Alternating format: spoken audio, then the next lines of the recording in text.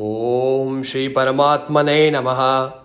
अथ श्रीमद् भगवद गीता अथ द्वितीयोऽध्यायः chapter 2 Sankhya Yoga, the Yoga of Knowledge.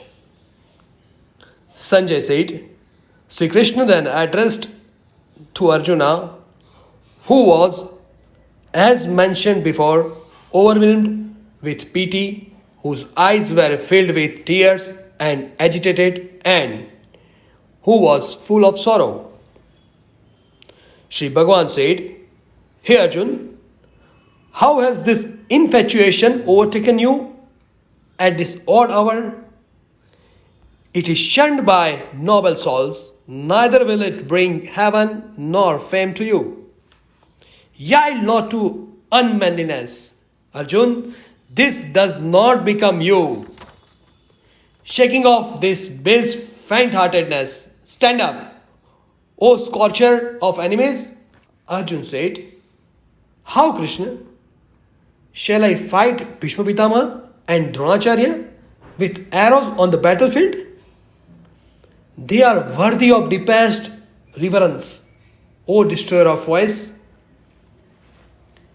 It is better to live on alms in this world by not slaying these noble elders, because even after killing them, we shall after all enjoy only blood-stained pleasures in the form of wealth and sense enjoyments. We do not even know which is preferable for us, to fight or not to fight, nor do we know whether we shall win or whether they will conquer us. Those very sons of Dhritarashtra, killing whom we do not even wish to live, stand in an enemy's rank, with my very being smitten by the voice of faint-heartedness and my mind puzzled with the regard to duty. I beseech you, tell me that which is decidedly good. I am your disciple. I pray you, please instruct me, who have taken refuge in you. For even on obtaining undisputed sovereignty and an affluent kingdom on this earth and lordship over the gods, I do not see any means that can drive away the grief which is drying up my eyes, my senses. Sanjay said, O king, having thus spoken to Sri Krishna, Arjun again said to him, I will not fight, and became silent. Then, O Dhritarashtra, Sri Krishna, as if smiling, addressed to Arjun, sorrowing in the midst of two armies. Shri Bhagavan said, Hey Arjun, you grieve over those who should not be grieved for and yet speak like the learned. Wise men do not sorrow over the dead or the living. In fact, there was never a time when I was not, or when you or these kings were not. Nor is it a fact that hereafter we shall all cease to be. Just as boyhood, youth, and old age are attributed to the soul through this body, even so it attains another body. The wise man does not get deluded about this. O sons of Kunti, the context between the senses and their objects, which gives rise to the feeling of the heat and cold, pleasures and pain, etc., are transitory and fleeting. Therefore, Arjun, endure them. Hey Arjun, the wise man to whom pain and pleasure are alike and who is not tormented by this context becomes eligible for immortality. The unreal has no existence and the real never ceases to be. The reality of both has thus been perceived by the seer of truth. Hey Arjun, know that alone to be imperishable which pervades the universe, for no one has power to destroy this indestructible substance. All these bodies pertaining to the imperishable, indefinable, and eternal soul are spoken of the perishable. Therefore, Arjun, fight. Both of them are ignorant. He who considers the soul to be capable of killing, and he who takes it as killed. For verily, the soul neither kills nor is killed. The soul is never born, nor it even dies, nor does it become after being born, for it is unborn, eternal, everlasting, and primeval. Even though the body is slain, the soul is not. Hey Parth, the man who knows this soul to be imperishable, eternal, and free from birth and decay, how and whom will he cause to be killed? How and whom will he kill? As a man shedding worn out garments takes other new one, likewise the embodies soul, casting off worn out bodies, enters into the others that are new. Weapons cannot cut it, nor can fire burn it. Water cannot wet it, nor can wine dry it. For the soul is incapable of being cut or burnt by fire, nor can be dissolved by water, and is undriable by air as well. This soul is eternal, all-pervading, immovable, constant, and everlasting. Here, Parth, this soul is unmanifest, it is incomprehensible, and it is spoken of the immutable. Therefore, knowing it as such, you should not grave. And Arjun, if you should suppose this soul to be subject to constant birth and death, even then you should not grieve like this. For in that case, death is certain for the born, and rebirth is inevitable for the dead. You should not therefore grieve over the inevitables. Hey Arjun, before birth, beings are not manifest to our human senses. On death, they return to the unmanifest again. They are manifest only in the interim between birth and death. What occasion then for lamentations? Hardly any great soul perceives this soul as marvelous, scarce. Another great soul likewise speaks thereof as marvelous, and scarce another worthy one hear of it as marvelous, while there are some who know it not even on hearing it. Hey Parth, this soul dwelling in the bodies of all can never be slain. Therefore, you should not mourn for anyone. Besides, considering your own duty too, you should not waver. For there is nothing more welcome for a man of the warrior than righteous war. Hey Arjun, fortunate are the Kshatriya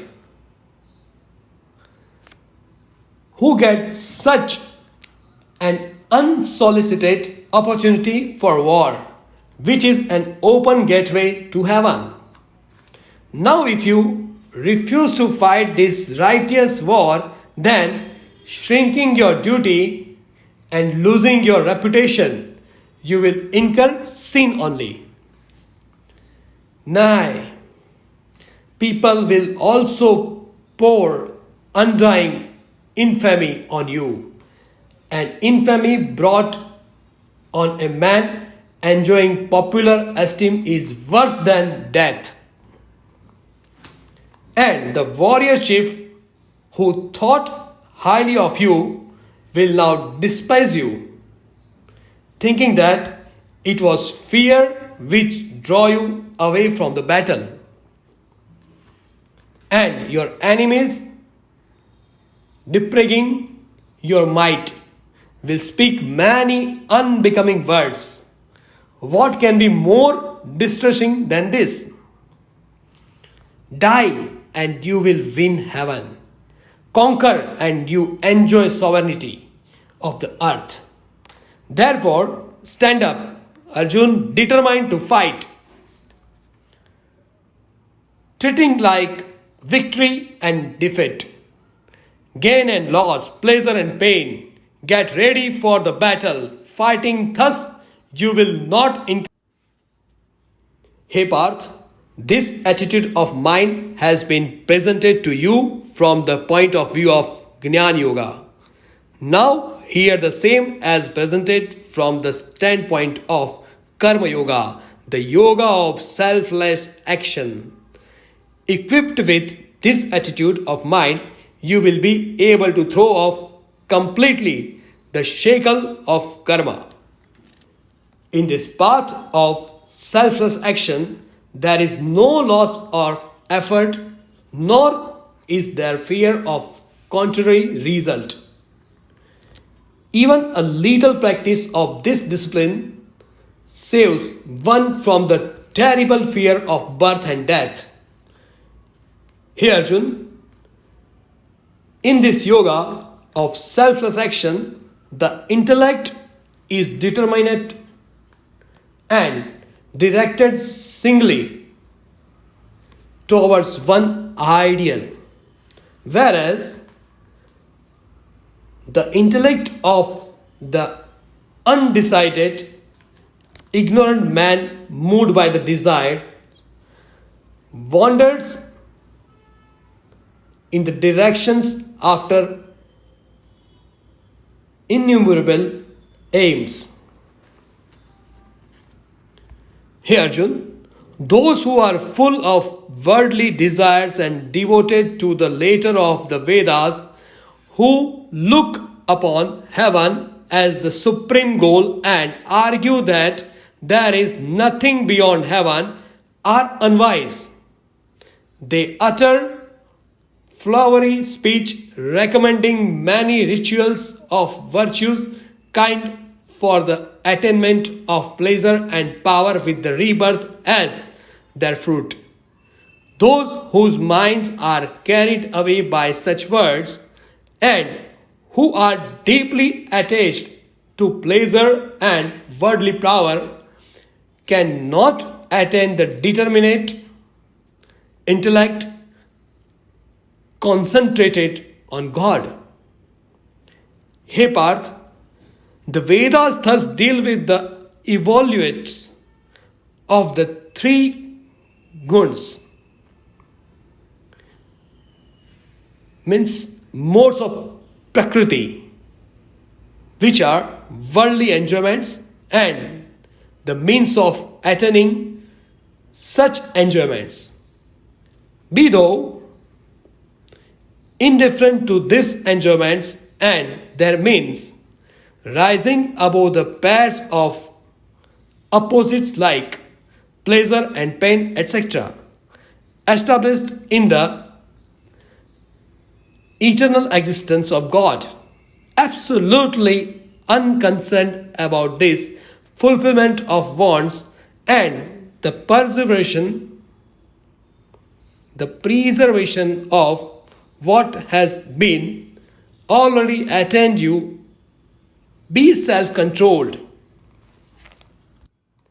A Brahman who has obtained enlightenment has as much use for all the Vedas as one who stands at the brink of the sheet of water overflowing on all sides has for a small reservoir of. Your right is to work only and never to fruit thereof. Do not consider yourselves to be the cause of fruit of action, nor let your attachment to be inaction.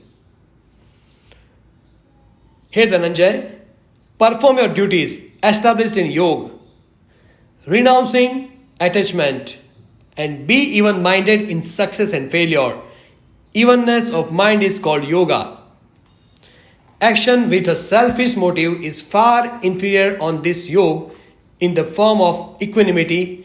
Do seek refuge in this equipoise of mind. Here Arjun, for poor and wrecked are those who are the cause in making their actions bear fruit.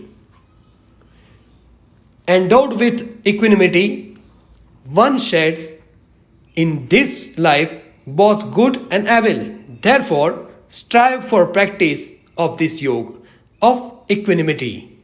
Skill in action lies in the practice of this yoga. For wise man, possessing equipoised mind, renouncing the fruit of action and freed from the shackle of birth, attains the blissful supreme state. When your mind will have fully crossed the mire of delusion, you will then grow indifferent to the enjoyments of this world and the next that have been heard of, as well as to those that are yet to be heard of. Hey Parth, when your intellect, confused by hearing conflicting statements, will rest steady and undistracted in form of meditation on God, you will then attain yoga, the everlasting union with God. Arjun said, Hey Krishna, what are the characteristics of God, realized soul, stable of mind and established in samadhi, means perfect tranquility of mind. How does the man of stable mind speak? How does he sit? How does he walk? Shri Bhagavan said, Hey Arjun, when one thoroughly casts off all cravings of the mind and is satisfied in the self through the joy of self, he is then called stable of mind. The sage, whose mind remains unperturbed amid sorrows, whose thirst for pleasure has altogether disappeared, and who is free from passion, fear, and anger, is called stable of mind. He who is unattached to everything and meeting with good and evil neither rejoices nor recoils, his mind is stable. When, like a tortoise that draws in its limbs from the all directions, he withdraws all his senses from the sense objects, his mind becomes steady. Sense objects turns away from him, who does not enjoy them with his senses, but the taste for them persists. This relish also disappears in the case of man of stable mind when he realizes the Supreme. Turbulent by nature, the senses, which is not free from attachment, even of a wise man who is practicing self-control, forcibly carry away his mind. Here, Arjuna. Therefore, having controlled all the senses and concentrating his mind, he should sit for meditation, devoting himself heart and soul to me. For he whose senses are under his control,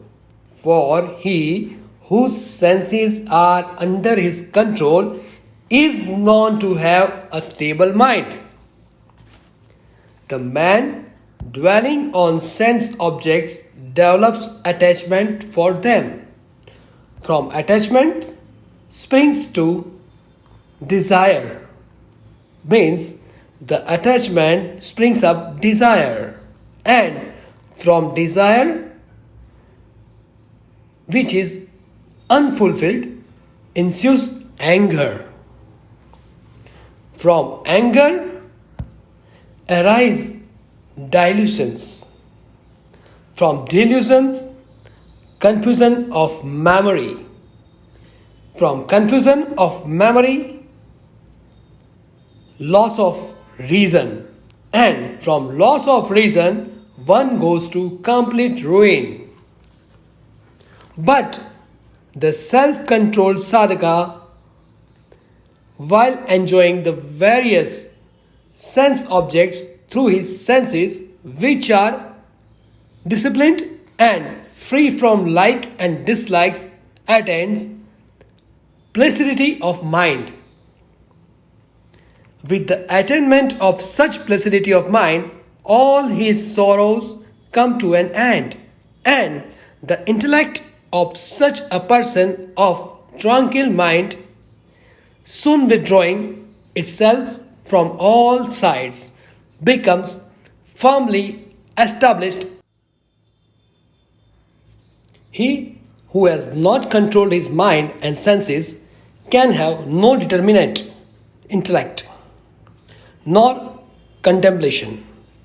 Without contemplation, he can have no peace. And how can there be happiness for one lacking peace of mind? As the wind carries away the boat upon the water, even so of the senses moving among sense objects, the one to which the mind is attached takes away his discrimination. Therefore, here Arjuna, he whose senses are completely restrained from their objects is said to have a stable mind. That which is night to all beings in the state of divine knowledge and supreme bliss, the God realized yogi keeps awake. And that which is the ever-changing and transit worldly happiness, in which all beings keeps awake, is night to the seer. As the water of different rivers enters the ocean, which though full on all sides remains undisturbed, likewise he in whom all enjoyments merge themselves without causing disturbance attains peace. Not he who hankers after such enjoyments. He who has given up all desires and moved free from attachment, egoism and thirst for enjoyment attains peace. Hey Arjun, such is the state of God-realized soul. Having reached this state, he overcomes delusion and established in this state. Even at the last moment, he attained Brahmic bliss. Thus, in the Upanishad sung by the Lord, the science of Brahma, the scriptures of yoga, the dialogues between Bhagwan Sri Krishna and Arjun, and the second chapter entitled Sankhya Yoga, means the yoga of knowledge.